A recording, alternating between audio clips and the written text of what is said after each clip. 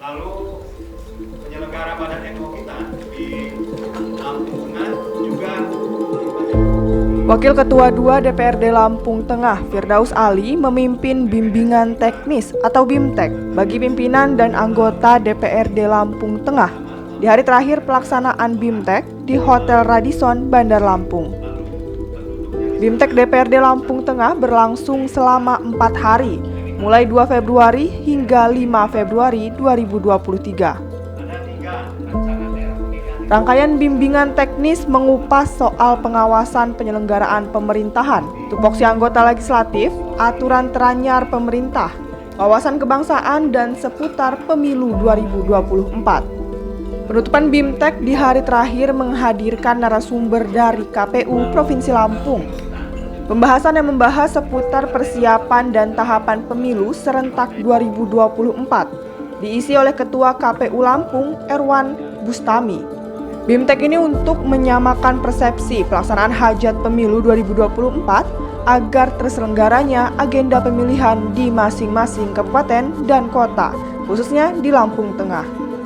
Erwan memaparkan pedoman teknis penyelenggaraan pemilihan umum yang rencananya akan digelar serentak di tahun 2024 mendatang. Kegiatan membedah aturan secara rinci mulai dari pemungutan, penghitungan hasil akhir suara, hingga proses pengucapan sumpah janji jabatan, sesuai aturan yang disepakati DPR RI dan Komisi Pemilihan Umum. Pemilu serentak akan digelar pada 14 Februari 2024 mendatang. Hasil kesepakatan bahwa rangkaian pemilu 2024 wajib dimulai 20 bulan sebelum hari H pemungutan suara, yakni tertanggal 14 Juni 2022. Merujuk PKPU nomor 3 tahun 2022, tahapan penyelenggaraan pemilu meliputi perencanaan program dan anggaran, penyusunan peraturan pemilu, pemutakhiran data dan penyusunan daftar pemilih, serta pendaftaran dan verifikasi peserta pemilu. Kemudian penetapan peserta pemilu, penetapan jumlah kursi, dan penetapan daerah pemilihan, pencalonan presiden dan wakil presiden, serta anggota DPR, DPD, DPRD provinsi, hingga ke tingkat DPRD kabupaten dan kota di masing-masing wilayah. Ketua KPU Lampung juga membahas jadwal lengkap pemilu, termasuk terkait masa kampanye pemilu, masa tenang, pemungutan dan penghitungan suara, serta penetapan hasil pemilu umum. Sedikitnya terdapat sejumlah tahapan yang dimulai pada 14 Juni 2022. Pelaksanaan pemungutan tanggal 14 Februari 2024, rekapitulasi hasil pemungutan suara pada 15 Februari hingga 20 Maret 2024, serta pengucapan sumpah janji di bulan Oktober 2024. Saat ini teknis pemilihan yang terintegrasi dengan sistem aplikasi diharapkan dapat menghasilkan data yang akurat dan akuntabel.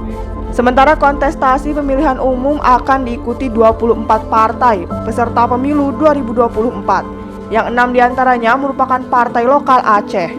Tak hanya itu, BIMTEK juga membahas terkait pembagian daerah pemilihan, pemetaan TPS pemilu yang mengakomodir pemilihan dalam 1 KK dengan pertimbangan letak geografis TPS. Pemetaan dilakukan untuk meningkatkan partisipasi masyarakat dalam menyalurkan hak suaranya. Hal itu untuk menghindari terjadinya manipulasi maupun kecurangan yang terjadi di lapangan. BIMTEK menjadi bekal para anggota DPRD Lampung Tengah dalam mewujudkan kedaulatan dalam peserta demokrasi rakyat. Para wakil rakyat diharapkan dapat memahami mekanisme serta regulasi yang diatur pemerintah melalui KPU di wilayah masing-masing. Peserta BIMTEK yang berasal dari latar belakang parpol tampak antusias menyimak pemaparan materi seputar pemilu serentak 2024. Sejumlah anggota dewan juga sempat melontarkan pertanyaan terkait apa yang tidak dan diperbolehkan dalam tata cara kampanye. Legislator menanyakan seputar kategori pelanggaran kampanye dan menyinggung soal praktik money politik. KPU Lampung mempertegas aturan terkait jadwal larangan kampanye, item alat peraga, penggunaan barakitan dengan fasilitas maupun tempat, serta sejumlah larangan yang tidak boleh dilakukan saat masa kampanye.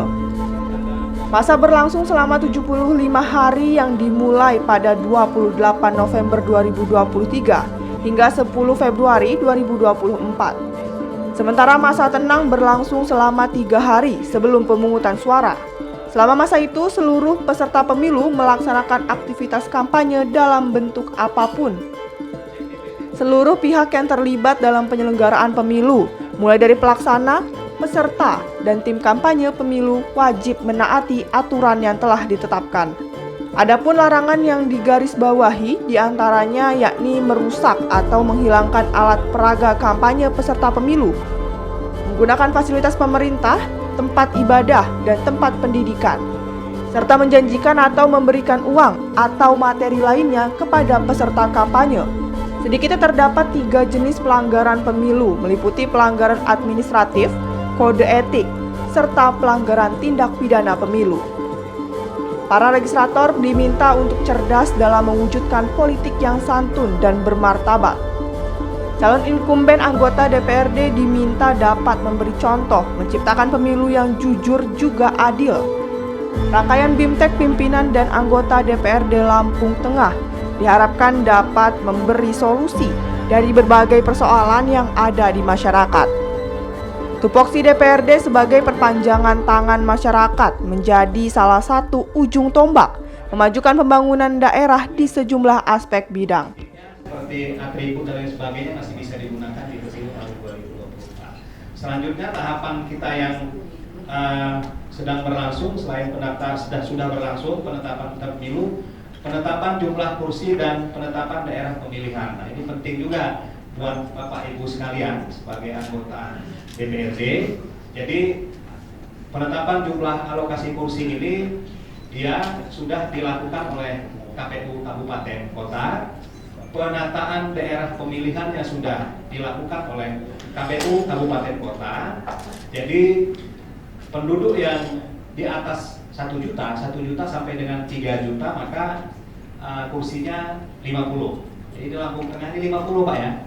Anggota DPRD-nya 50 sudah ditetapkan dan itu final karena penduduknya di atas 1 juta di Lampung Tengah.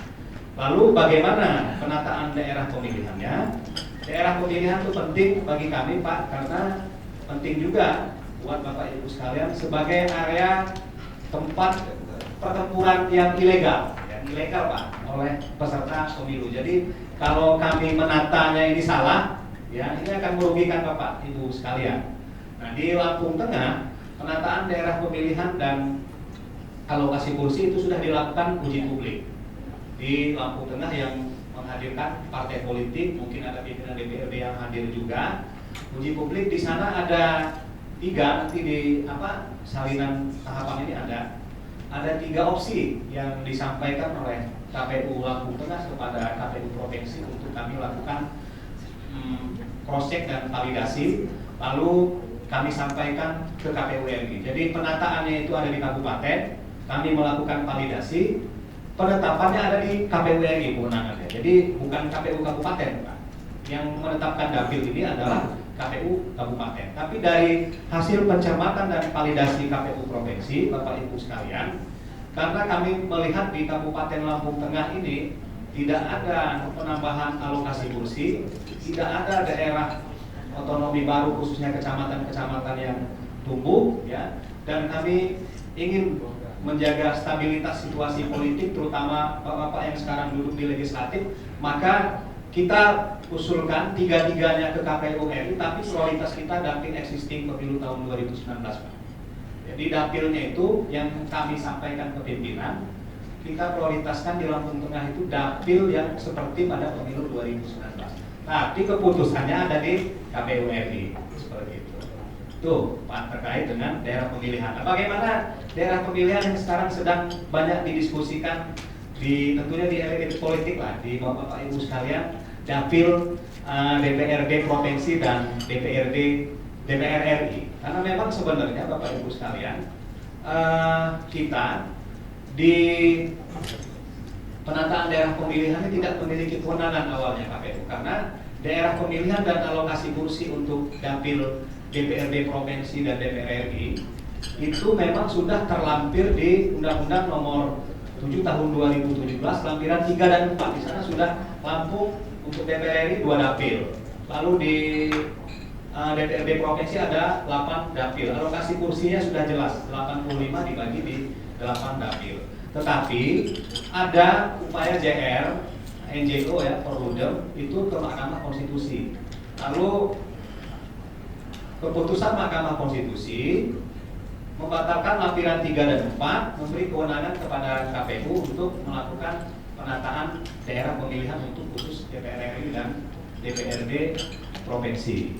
Nah, berdasarkan itu, Bapak Ibu sekalian, kami KPU provinsi ini kan siapa tahu Bapak Ibu sekalian ingin pindah ke DPRD provinsi ya, biar ada gambaran. Nah, oleh karena itu kami melakukan penataan daerah pemilihan yang diminta oleh KPU RI berdasarkan surat nomor 51. Kami menata daerah pemilihan Bapak Ibu sekalian. Yang kami sampaikan kepada KPU RI, pertama, daerah pemilihan existing pemilu tahun 2019. Jadi Lampung Tengah itu dapilnya nggak berubah, tetap satu dapil Lampung Tengah. Jumlah alokasi kursinya 12 dari Lampung Tengah. Itu. Nah, lalu alokasi kursi yang berikutnya ada koreksi daerah pemilihan yang kami lakukan koreksi di dapil DPRD provinsi karena kami ada aplikasi namanya aplikasi untuk si dapil ya, sistem aplikasi dapil nggak bisa dibohongi, peta-peta sudah ada semua di sana. Ternyata dapil kita Metro dapil 3 ya, Pesawaran dan Pringsewu itu loncat secara integralitas wilayah, dia meloncati Lampung Tengah Pak. Nah, sehingga hasil koreksi kita dapil 3 ini Metro itu gabung ke Lampung Timur, Pesawaran tetap bersama Pringsewu karena gabung kemana saja Pringsewu, Pesawaran ke tengah overload, ke selatan overload, ke kota overload karena prinsip penataan dapil kursinya 3 paling dikit maksimal 12. Nah, untuk DPRD provinsi, dapil Lampung Tengah kalaupun misalnya ada perubahan dapil DPRD provinsi itu tetap Lampung Tengah itu berdiri sendiri dapil satu ya, tetap di dapil sendiri Lampung Tengah. Alokasi kursinya kalau ada perubahan yang ini karena BTP-nya berubah 11 kursi ya kalau ada opsi kedua, bukan 12 tapi 11 kursi. Nah, berapa jumlah alokasi kursi total selampung? Kalau kita melihat di data agregat pendudukan kita ini Lampung ini mengalami penurunan Pak. Jadi penduduk kita itu menurun signifikan di Kabupaten Pesawaran dan Kabupaten Mesuji. Nah, hingga alokasi kursi di dua daerah ini turun 55 Pak. Turun 5. Pesawaran 45 jadi 40. Kabupaten Mesuji dari 35 menjadi 30. Karena yang kurang tahu Pak, kalau hasil koordinasi kita, karena kami kan dapat datanya dari Dirjen Kependudukan. Kalau hasil koordinasi kami, saya langsung diskusi dengan Kadis Dukcapil Provinsi, ada indikasi nih Pak. Indikasi pertama, karena penataan kependudukan ini, data kependudukan yang digunakan adalah KTP elektronik dan KK, ya. Ada masyarakat yang masih memiliki kegandaan identitas kependudukan, itu yang pertama indikasinya. Yang kedua, ada penduduk yang sudah meninggal dunia karena ahli warisnya tidak melaporkan ke Disdukcapil setempat, maka pemilih yang sudah meninggal ini masih hidup di data kependudukan kita. Nah, yang ketiga, ada masyarakat yang pindah domisili keluar dari Lampung, terutama dua daerah ini. Nah, yang keempat, masih ada penduduk di Provinsi Lampung yang tidak memiliki KTP elektronik. Itu masih ada. Nah, 4 hal ini, maka ada penurunan jumlah DAK 2 kita. Jadi sebelumnya di pemilu 2019 itu 9,6 penduduk kita, sekarang 8,9 DAK 2 kita per bulan Oktober 2022. Jadi penataan daerah pemilihan kami itu Provinsi Lampung kursinya 75 dan uji publik kami memang ditolak oleh partai politik ya, yang terutama lintas fraksi di parlemen ya. Nah, ini sudah kita sampaikan ke KPU RI dan pada prinsipnya KPU secara kelembagaan ingin menjaga situasi ini tetap kondusif karena selain dia 188 pasal 188 ayat 2 ada jumlah penduduk 7 juta sampai dengan 9 juta maka kursi yang 75, ada juga harus ada kepastian hukum juga karena putusan MK itu keluar setelah proses penataan ini sedang berlangsung. Ada namanya pasal 201 bahwa data rakyat pendudukan itu diserahkan 16 bulan sebelum penataan. Nah, ini data penduduk untuk DPRD provinsi belum ada, tapi kita diminta untuk menata dapil. Nah, kita belum memastikan, ya sudah kita sampaikan, KPU RI sedang mengkonsultasikan ini dengan beberapa institusi termasuk Komisi 2 DPR RI. Dapil di Lampung ini, ya, kita mengharapkan tetap existing untuk menjaga situasi kondusivitas di Lampung. Yang existing itu berarti dapil pemilu 2011 untuk DPR RI-nya dan DPRD provinsinya. Lalu alokasi kursinya sedang dikonsultasikan. Belum bisa kita pastikan apakah dia memakai angka 2 untuk DPRD kabupaten, apakah dia nanti sama persis di pemilu tahun 2019 85 kursi DPRD provinsi. Tapi untuk Lampung Tengah aman karena penduduknya tidak ada pengurangan. Jadi kalau ke provinsi juga tetap 12 kursi lah. Ya, tetap maksimal. Jadi lebih banyak yang dibagi-bagi di Lampung Tengah kursi DPRD provinsi. Nah, ini 12 atau 11? 12 Pak, kalau dia existing 12 Pak. Kalau dia ada perubahan karena ada penurunan BDP secara keseluruhan maka 11. Tapi sepertinya, nanti saya nggak jadi Pak. Ini KPU 50 misalnya di TPS tersebut. Kok pada saat rekap ini tinggal 30? Saksinya keberatan saja Pak. Nanti akan kita buka plano yang besar itu. Kita cocokkan ya hasilnya.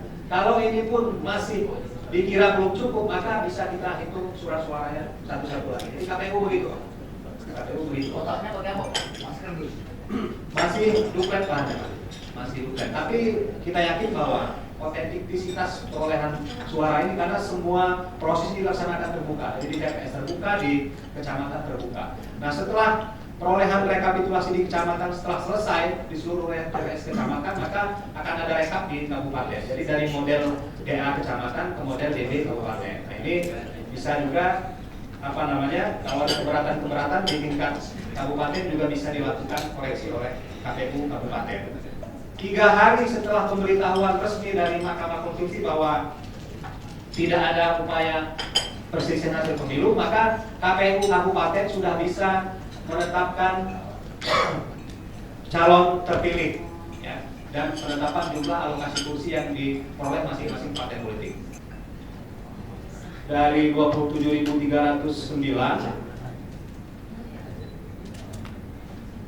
sebanyak 4.223 TPS. Jadi ini 4223. ya, 4223 dia paling banyak di Provinsi Lampung. Tapi rinciannya nanti di kabupaten kota. Setiap dapil ini berapa TPS nanti bisa diakses di kabupaten kota, tapi TPS-nya paling banyak Pak. Lalu penyelenggara badan eto kita di Lampung Tengah juga paling banyak. Jadi PPK kita ada 140 di Lampung Tengah. Ini paling banyak. PPS kita di Lampung Tengah itu sebanyak 933, belum nanti plus sekretariat. Nah, jumlah alokasi kursi sama, Lampung Tengah tidak ada perubahan, 50 kursi berdasarkan DAK 2 kita terbaru. Lalu penduduknya di sana 1.367.335 di Lampung Tengah. Nah, ini peta daerah pemilihan. Lanjut, daerah pemilihan yang disampaikan oleh KPU Lampung Tengah. Pak, lanjut halaman berikutnya. Ada 3 rancangan daerah pemilihan ini. Opsi 1, lalu ada opsi 2, ada opsi 3. Tetapi opsi-opsi ini hasil uji publik KPU Lampung Tengah. Kita sampaikan kepada pimpinan KPU RI di Lampung Tengah, prioritas kita adalah dapil existing pemilu 2019. Tapi keputusannya ada di KPU RI. Jadi seperti dapil Bapak Ibu sekalian, biar nanti yang incumbent ini ya nanti kan sudah mengumpul konstituen di dapil masing-masing Lampung Tengah. Prioritas kita existing. Lalu peserta pemilu kita lanjut.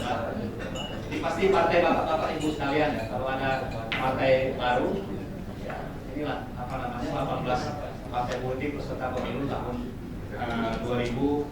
24. Jadi memang kompetitornya lebih banyak Pak, pesertanya semakin banyak partai politik kita. Lalu selanjutnya, bakal calon DPD kita 20 orang, ini nama-namanya 20 orang, incumbent 4 tetap daftar, ada yang baru 16 orang ya, pernah menjadi calon DPD 2019, ada juga yang memang terbaru. Lalu persyaratan bakal calon ini sama Pak, jadi kalau calon anggota DPRD ya Bapak itu saya lebih paham, ini sama seperti pemilu 2019, tidak ada perubahan, hanya ada putusan Mahkamah Konstitusi terkait dengan narapidana korupsi. Jadi kalau dulu setelah dia keluar, narapidana ini sifat umum, tidak ada khususan, dia hanya mengumumkan ke publik bahwa dia mantan narapidana yang tidak berulang-ulang, itu ada keterangan dari Dewan Pers ya, disampaikan kepada KPU. Nah, kalau sekarang yang khusus mantan narapidana korupsi, dia harus 5 tahun dulu. Jadi setelah dia keluar dari lembaga kemasyarakatan dan bukan keluar bersyarat, tapi keluar sudah bebas murni, maka 5 tahun kemudian dia baru bisa mencalonkan sebagai calon anggota legislatif. Ini keputusan Mahkamah Konstitusi yang terbaru. Tapi yang lain sama persis seperti pemilu tahun 2019 yang lalu. Halaman terakhir. Nah ini Pak yang penting tadi. Sekarang kan konstituen harus bisa memastikan masuk atau tidak menjadi daftar pemilih melalui Android kita. Jadi cek di KPU Go ini. Nah yang terakhir, terima kasih Bapak Ibu sekalian ya. Jadi mohon maaf ini sekedar memberikan informasi, bukan menggurui Bapak Ibu sekalian, ini senior semua ini. Menyampaikan informasi proses tahapan penyelenggaraan pemilu tahun 2024 yang akan datang. Selamat berjuang Pak. Pasti ini kayaknya mayoritas akan berkompetisi lagi. Selamat berjuang. Mudah-mudahan perjuangannya berhasil, ya, bisa diridhoi oleh Allah Subhanahu Wa Taala. Itu saja. Terima kasih. Wassalamualaikum warahmatullahi wabarakatuh.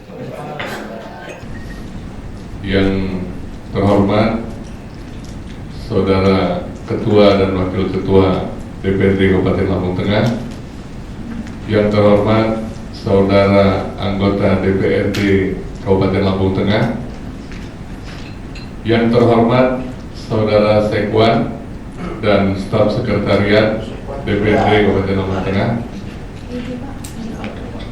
yang terhormat Saudara narasumber dari KPU Provinsi Lampung, serta hadirin yang saya hormati. Pertama-tama marilah kita sampaikan puji syukur kehadirat Tuhan Yang Maha Esa, Allah Subhanahu Wa Taala, yang telah memberikan rahmat dan karunia-Nya kepada kita semua, sehingga pada kesempatan hari ini kita masih diberikan kesehatan dan dapat berkumpul di tempat ini dalam acara penutupan bimbingan teknis pendalaman tugas bagi pimpinan dan anggota DPRD Kabupaten Lampung Tengah. Saya atas nama pimpinan DPRD Kabupaten Lampung Tengah terlebih dahulu mengucapkan banyak terima kasih kepada Ketua Lembaga Penelitian dan Pengabdian kepada masyarakat dan para pihak LP3M Universitas Muhammadiyah Lampung ya, yang telah bersedia bekerja sama dengan kami dalam rangka menyelenggarakan bimbingan teknis pendalaman tugas bagi pimpinan dan anggota DPRD Kabupaten Lampung Tengah. Hadirin yang saya hormati, semua tahapan bimbingan teknis dari hari Kamis sampai dengan hari ini Jumat telah selesai. Hari ini Sabtu telah selesai kita laksanakan dan dapat berjalan dengan lancar sesuai dengan harapan. Mudah-mudahan apa yang telah kita pelajari dan peroleh selama pelaksanaan bimbingan teknis pendalaman tugas ini dapat kita terapkan dalam pelaksanaan tugas-tugas kita nanti, sehingga ke depan tugas pokok dan fungsi DPRD semakin meningkat, yang pada akhirnya dapat memberikan kontribusi yang optimal dalam meningkatkan kinerja DPRD Kabupaten Lampung Tengah. Atas nama pimpinan DPRD, saya menyampaikan ucapan terima kasih yang sebesar-besarnya kepada saudara-saudara wakil ketua dan anggota DPRD yang telah mengikuti bimbingan teknis ini dengan sebaik-baiknya. Demikian beberapa hal ini yang bisa saya sampaikan, dan dengan mengucapkan syukur alhamdulillahirabbil alamin, pada hari ini Sabtu 4 Februari 2023, bimbingan teknis peningkatan kapasitas tugas dan wewenang DPRD Kabupaten Lampung Tengah tahun anggaran 2023 kami nyatakan ditutup.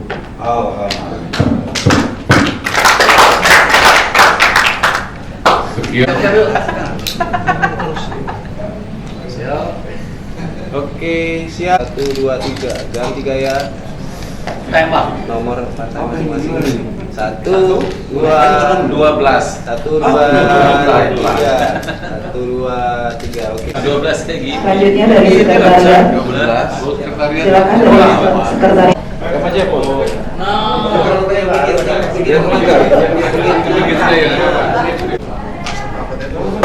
Ganggu ya. 3. 1, 2, 3. Ganti gaya. 1, 2. Sip.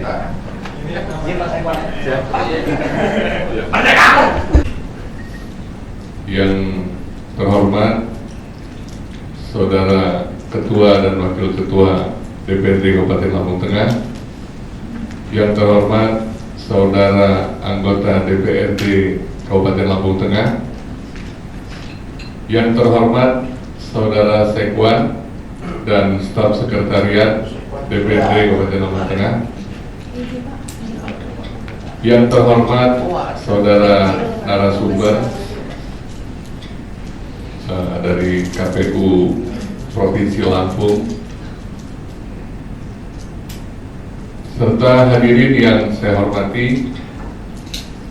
Pertama-tama marilah kita sampaikan puji syukur kehadirat Tuhan Yang Maha Esa, Allah Subhanahu wa Ta'ala, yang telah memberikan rahmat dan karunia-Nya kepada kita semua, sehingga pada kesempatan hari ini kita masih diberikan kesehatan dan dapat berkumpul di tempat ini dalam acara penutupan bimbingan teknis pendalaman tugas bagi pimpinan dan anggota DPRD Kabupaten Lampung Tengah.